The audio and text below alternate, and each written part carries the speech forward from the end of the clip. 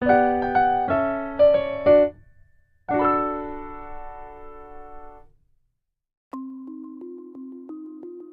ngày 22 tháng 7 năm 1992, thôn Kiều Đảng, trấn Giới Bài, huyện Uy Viễn, tỉnh Tứ Xuyên. Vài giờ trước, vợ chồng người con trai cả của bà Lý chạy sang tìm một người hàng xóm họ La, nhờ ông sang khuyên giải.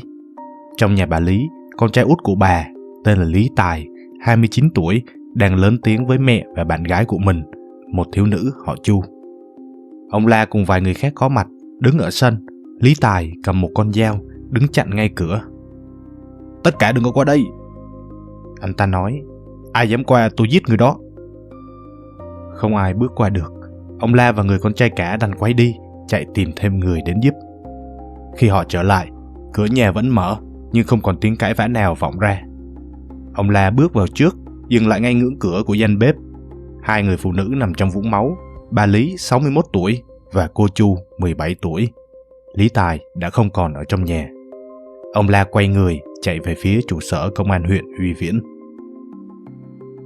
Bà Lý sống một mình trong ngôi nhà ở thôn Kiều Đảng từ nhiều năm. Sau khi chồng qua đời, bà có hai con trai, người con cả đã lập gia đình, có vợ tên là Cổ Mai và có một con nhỏ, sống cùng khu với mẹ. Người con út tên là Lý Tài, năm nay 29 tuổi, chưa lập gia đình, ở lại chăm sóc mẹ và làm ruộng. Hàng xóm nhớ về Lý Tài là một người chăm chỉ ngoài đồng, ít nói, tính tình hiền lành. Không ai trong thôn từng thấy anh ta lớn tiếng với bất kỳ ai. Mẹ con bà Lý, theo lời người trong thôn, vốn không có mâu thuẫn gì đáng kể trong đời sống hàng ngày. Không lâu trước tối ngày 22 tháng 7, Lý Tài được một người làm mai trong vùng giới thiệu cho cô Chu, một thiếu nữ 17 tuổi. Mối quan hệ chỉ vừa mới bắt đầu. Hai người qua lại với nhau theo kiểu mai mối thường thấy ở những thôn quê thời đó. Chưa cưới hỏi, chưa có gì ràng buộc chính thức ngoài lời giới thiệu của người làm mai. Tối hôm đó, Lý Tài ở ngoài sân mài một con dao để chuẩn bị đi làm cá cho bữa tối. Ở trong nhà, cô Chu và bà Lý ở cùng một chỗ. Không ai trong gia đình, kể cả người anh trai sống gần đó, có thể đoán được điều gì xảy ra trong vài tiếng tới. Theo lời của người con trai cả kể lại với công an ngay trong đêm, mọi việc bắt đầu từ một cuộc cãi vã giữa bà Lý và cô Chu. Lý Tài đang mài dao ngoài sân, nghe thấy tiếng cãi vã liền đi vào. Khi anh trai và những người khác có mặt và cố khuyên can, Lý Tài cầm dao, đứng chặn ở cửa, cảnh báo không ai được bước tới. Người anh trai cả và vợ, tên là Cổ Mai, đành chạy đi tìm người hàng xóm họ La để cầu giúp. Khi nhóm người quay lại, cả hai người phụ nữ trong nhà đã không còn động tĩnh. Công an huyện Y Viễn đã có mặt tại hiện trường trong gian bếp của căn nhà. Bà Lý có một vết thương do dao đâm, cô Chu có hơn 10 vết thương trên người. Không có dấu hiệu xáo trộn nào khác trong nhà ngoài hiện trường ngay tại chỗ đó. Lý Tài không còn có mặt. Không ai trong số những người chứng kiến đêm đó biết anh ta đã đi đâu.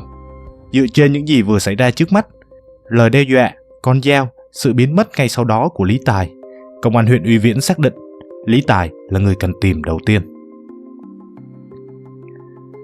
Hướng điều tra thứ nhất, cuộc truy tìm năm 1992. Công an huyện Uy Viễn lập tức rà soát các ngọn núi và khu rừng quanh thôn Kiều Đảng, kiểm tra nhà người thân, bạn bè của Lý Tài, đồng thời cho người theo dõi bến xe khách đường dài trong vùng. Không nơi nào phát hiện dấu vết của anh ta. Thời điểm đó, mạng thông tin, giao thông và kỹ thuật điều tra còn rất hạn chế, không có manh mối nào đủ giá trị để lần theo. Lý Tài, theo cách những điều tra viên thời đó ghi nhận, đã biến mất hoàn toàn. Nhiều thế hệ cán bộ hình sự nối tiếp nhau theo đuổi vụ án trong suốt hơn 30 năm sau đó, với tổng hành trình truy tìm vượt quá 10.000 cây số, nhưng không một lần chạm được tới anh ta.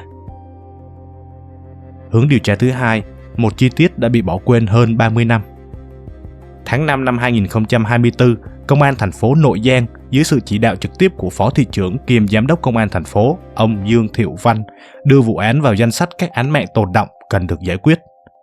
Tổ điều tra huyện Uy Viễn lật lại toàn bộ hồ sơ cũ. Trong lúc rà soát, họ phát hiện một chi tiết chưa từng được ai chú ý. Hơn 2 tháng sau khi Lý Tài bỏ trốn, người chị dâu của anh ta, Cổ Mai, vợ của người anh trai cả, cũng mất tích một cách bí ẩn. Người chồng của bà suốt 32 năm không một lần đề cập đến việc vì sao vợ mình biến mất với công an.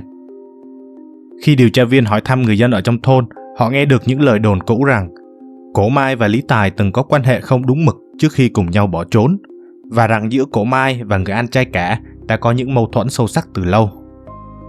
Hướng điều tra thứ ba, dấu vết từ một cuộc gọi năm 2013. Tổ điều tra chuyển hướng tập trung vào cổ Mai. Họ phát hiện bà đã trở về nhà mẹ đẻ ở Uy Viễn trong một thời gian ngắn vào năm 2013.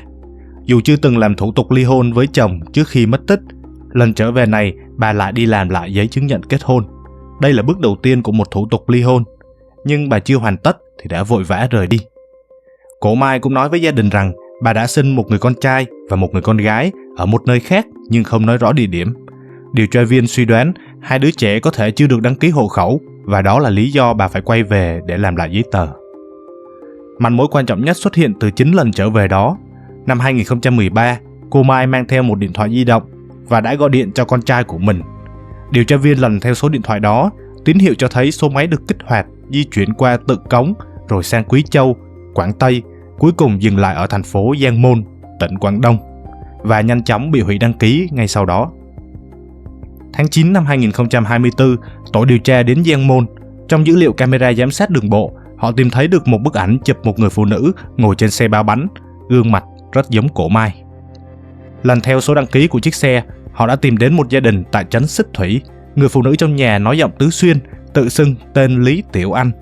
Chồng bà tự xưng tên Lưu Hoa Binh. Cả hai nói mình đến từ Thành Đô, đã sống ở Giang Môn khoảng 30 năm và có 2 con. Đối chiếu các manh mối, điều tra viên tin rằng Lý Tiểu Anh chính là cố Mai và Lưu Hoa Binh rất có thể đó là Lý Tài. Họ cải trang thành khách hàng, tìm đến nơi Lưu Hoa Binh làm việc để bắt chuyện, và trong lúc ông ta không để ý, lấy đi một mẩu thuốc lá ông ta vừa hút xong. Kết quả so sánh ADN xác nhận Lưu Hoa Binh chính là Lý Tài. 13 giờ ngày 13 tháng 9 năm 2024, tại trấn Xích Thủy, thành phố Giang Môn, vài người mặc thường phục áp sát một người đàn ông đang đi xe đạp điện trên đường. Ban đầu ông ta khẳng định công an đã bắt nhầm người, nói mình tên là Lưu Hoa Binh, không phải là họ Lý. Khi nghe điều tra viên nói đến hai chữ Uy Viễn, ông ta ngừng phản kháng. Trong phòng hỏi cung, Lý Tài xác nhận danh tính của mình và xác nhận ông chính là người đã có mặt trong căn nhà ở thôn Kiều Đảng đêm ngày 22 tháng 7 năm 1992, đêm mà mẹ ông và cô Chu đã thiệt mạng. Ông chưa nói hết toàn bộ những gì đã xảy ra vào đêm đó, nhưng đủ để điều tra viên xác nhận người họ tìm kiếm suốt 32 năm cuối cùng cũng ở đây. Đêm 22 tháng 7 năm 1992, Lý Tài và cô Chu xảy ra bất đồng vì một chuyện nhỏ. Cô Chu giận, chạy sang nhà người làm mai để than phiền, nói Lý Tài có những hành động không đứng đắn, cố ôm, cố hôn cô. Cô Chu mới 17 tuổi, không chấp nhận được điều đó và muốn chia tay. Nhưng Lý Tài thuyết phục được cô quay về nhà cùng anh ta. Vừa về đến nhà, cô Chu nảy sinh xung đột với bà Lý. Lúc đó Lý Tài đang ở ngoài sân mài dao, chuẩn bị làm cá cho bữa tối.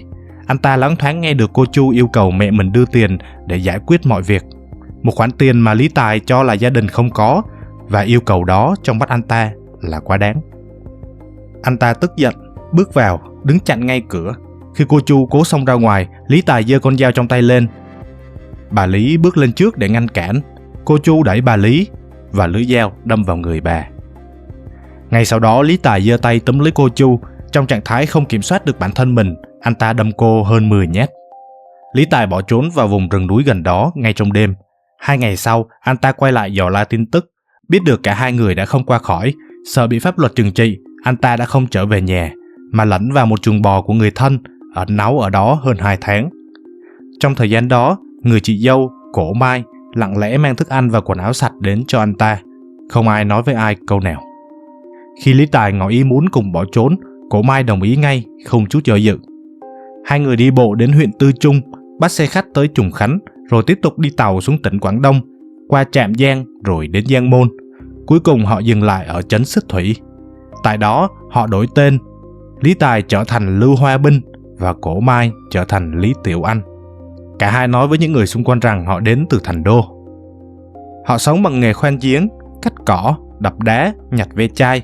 Cuộc sống rất khó khăn. Họ có với nhau một con trai và một con gái. Suốt hơn 30 năm, hai người không một lần trở về Uy Viễn, không liên lạc với gia đình. Lý Tài, theo những gì ông ta khai sau này, vẫn luôn cảm thấy có lỗi với mẹ mình. Nhưng trong suốt những năm đó, ông không một lần dám về thăm mộ của bà. Sau khi bị bắt, Lý Tài đã khai nhận với điều tra viên toàn bộ những gì xảy ra vào đêm ngày 22 tháng 7 năm 1992, khớp với những gì công an ghi nhận tại hiện trường hơn 30 năm trước. Tính đến thời điểm này, vụ án vẫn đang trong quá trình tố tụng, tòa án chưa đưa ra phán quyết. Công an huyện Uy Viễn cho biết việc tìm ra manh mối sau hơn 32 năm đã mang lại một phần an ủi cho gia đình hai người đã mất, dù bản án chính thức vẫn còn ở phía trước. Tháng 5 năm 2025, một chương trình của truyền hình Trung ương Trung Quốc tiết lộ thêm chi tiết về quá trình phá án, trong đó nhấn mạnh chính người chị dâu, người đã sống cùng Lý Tài như vợ chồng suốt hơn 30 năm, dưới một cái tên khác, mới là đầu mối quyết định khiến vụ án được khép lại. Một cái tên được thay đổi đã phủ lên sự thật suốt hơn 30 năm. Với gia đình của Chu ở thôn Kiều Đảng, 32 năm là khoảng thời gian họ đã phải sống với cùng một câu hỏi mà không có lời giải đáp. Và còn với Lý Tài, đó là 32 năm sống dưới một cái tên không phải của mình, cùng với ngôi mộ của người mẹ mà trong suốt 32 năm ông chưa từng có can đảm để ghé thăm. Cảm ơn các bạn đã lắng nghe tập tuần này của series phá án được phát trên kênh Thế giới ngàn lớp.